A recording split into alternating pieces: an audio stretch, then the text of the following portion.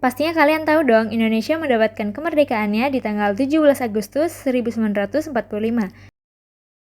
Dan hingga saat ini kita terus memperingati hari kemerdekaan di tanggal 17 Agustus tersebut. Dan tentunya, momen bersejarah ini merupakan hasil perjuangan para pahlawan selama ratusan tahun yang berupaya keras untuk merebut kemerdekaan bangsa Indonesia. Selain itu, tentunya hari itu adalah bentuk awal kebangkitan rakyat Indonesia dalam melawan penjajahan sekaligus penanda awalnya revolusi. Tapi, tahu nggak sih kalian kalau ternyata ada banyak sekali hal unik dan menarik yang mewarnai hari kemerdekaan Republik Indonesia? Untuk lebih lengkapnya, yuk kita simak ini dia fakta unik dan menarik hari kemerdekaan Republik Indonesia yang jarang diketahui banyak orang. Nomor 1. Naskah proklamasi ini sempat dibuang ke tempat sampah setelah naskah tersebut diketik ulang oleh Sayuti Melik.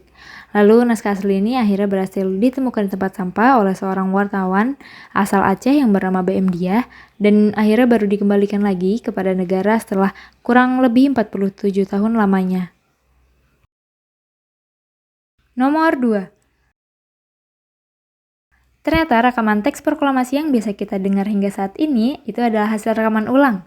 Pasalnya, pada saat itu teknologi belum begitu canggih sehingga belum bisa merekam video dengan suara.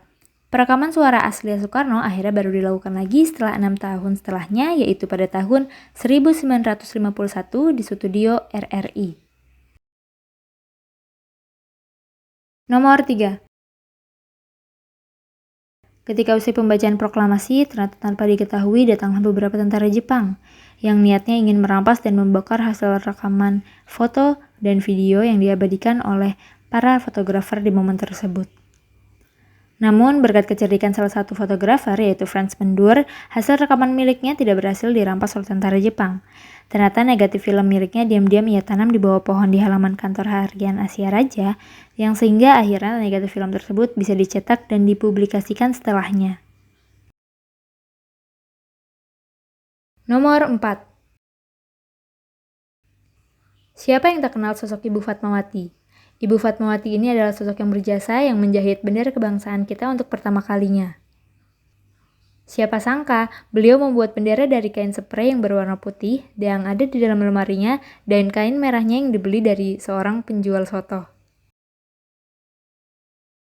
Nomor 5. Momen bersejarah tanggal 17 Agustus 1945 jatuh pada hari Jumat tanggal 9 Ramadan 1364 Hijriah. Hari itu dirasa sangat baik bagi penganut agama Islam karena jatuh pada hari Jumat pada bulan Ramadan dan bertepatan dengan dilakukannya ibadah puasa. Nomor 6.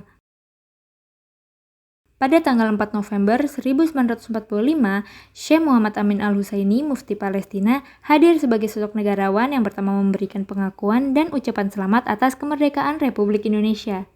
Tak hanya itu, beliau juga mendesak negara-negara Timur Tengah untuk mengakui kemerdekaan Indonesia sehingga berhasil meyakinkan Mesir, Suriah, Irak, Lebanon, Yaman, Arab Saudi, dan Afghanistan.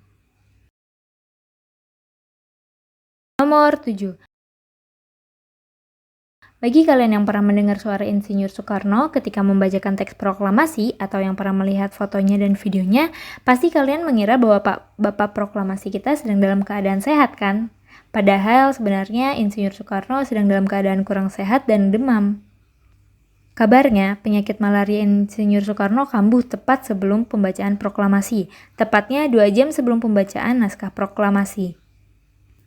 Namun, karena semangat juang yang tinggi, beliau akhirnya mampu dengan lantang menyatakan bahwa Indonesia telah merdeka.